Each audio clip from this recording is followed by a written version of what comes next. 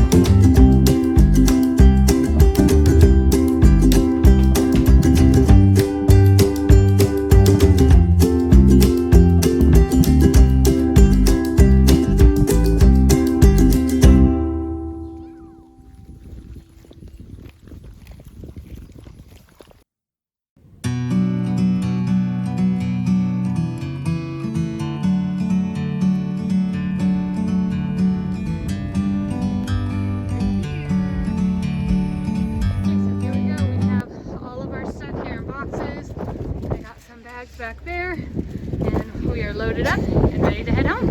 These are all repackaged boxes full of all of my things, so there's a lot packed in here, and I'll show you it all when we get home. Okay, we made it home and I got everything unpacked to be able to show you what we got. So if you need a more detailed description of what Azure Standard is, I've done a video on it showing you from the process of ordering online all the way to picking it up at your drop location, how to find a drop location near you, and all of that. I will drop that link in the description below. So if you want to know more about like behind the scenes and how to get to this point when you go and pick it up, go ahead and check that out. Okay, so I'm going to take you along and just kind of show you the things that I got. Now this order that I got today was a lot bigger than normal because I was out of a lot of things. And then I also just decided to start stockpiling on certain things that we use instead of waiting for it to be out and then reordering it again. I wanted to have a good base that I'm not ordering it over and over again. So I'm going to turn you around and show you kind of the things that I got and the things that I get in my... Okay, so one of the things, we do not have a dishwasher here, and so I wash all dishes by hand, or the girls do. And so we go through a lot of dish soap. And I do want to start making my own dish soap in bars that I am able to just use my scrubber right on that and then have it all sudsy. But until I get to that point, I'm not there yet. I just use this liquid soap and I really like it from Azure. So I got a pack of 4 this time so that I will have a stockpile and I don't have to worry about running out. This will last me probably 6 or more months. I buy my coconut aminos on Azure. They didn't have, so here's a little trick. They didn't have the size that I normally get. I like to get the big bottle, and it was likely to not ship because they were out of stock of that. And so I just went in and ordered 2 of the smaller ones. So if you ever get an email that says that it's unlikely to ship, just go in and see if you can change the size, and sometimes in a different size they'll have it, and then you just double what you're gonna order. I got on here keeping a family milk cow because I'm hoping maybe one day I'll be able to have my own milk cow, and so I wanted to read all up on it, and they had that book available, so I went ahead and bought that one. And then I got all of my staples of produce for the month that will last a long time. So I bought carrots, I have onions, peppers, broccoli. The broccoli won't last more than a week or 2, but it only has a couple heads in it, and so we'll eat that up fine. Brussels sprouts will last a long time. I got my beets and cabbage on it. So with everything that I get in produce, I try and always get the ones that are like root crops or things that will last a long time, and then I supplement at the grocery store or farmer's market or the garden if we're in the summertime for all the other things. I also buy all my potatoes for the month on Azure Standard. And you can get red potatoes, you can get Yukon Gold potatoes, you can get russet potatoes. I get all of them. And then I bring 1 bag in at a time, keep it on the counter in my basket. The rest goes in the fridge out in the shop, and I just pull from it as I need to, and I've never had them go bad within that month. Potatoes will last a really long time in a cool, dark place like a refrigerator. This is my tapioca starch or tapioca flour, whatever you want to call it, that I use for all of my gluten-free bread making and also in my all-purpose flour, so for gluten-free. So I bought that in a 25-pound bag. Okay, so we've already had to dig into it for dinner tonight because the drop pickup was later tonight. But I went ahead and tried for the first time. It's rather expensive, so I will only use this for sandwiches, for shredded cheese, things that I'm not going to cook with it. But this is the raw cheddar cheese. So if you follow me on Instagram, you know that I'm going through a whole gut healing and for my skin and how I am curing my acne from the inside out. And one of the main things I needed to do was go to completely raw dairy products. And so I found a raw local source, my neighbor who I buy my milk from and my cream from, and I make all my own butters, and I do make some of my cheeses, but I have not gotten into the hard cheeses yet. So this is a good alternative for now. If I were to cook with it, it's too expensive to cook with it. So if I'm gonna make like cheesy potatoes or anything like that where I'm gonna heat it up to a really high temperature, I will just use regular pasteurized cheese, shredded cheese. But when I'm gonna put it on sandwiches and things like that, I will definitely be using this now. Okay, so over here, some of the things that I got were my avocado oil. I get all of my oils that I cook with in bulk. The oils that I use are avocado oil, olive oil, safflower oil or sunflower oil.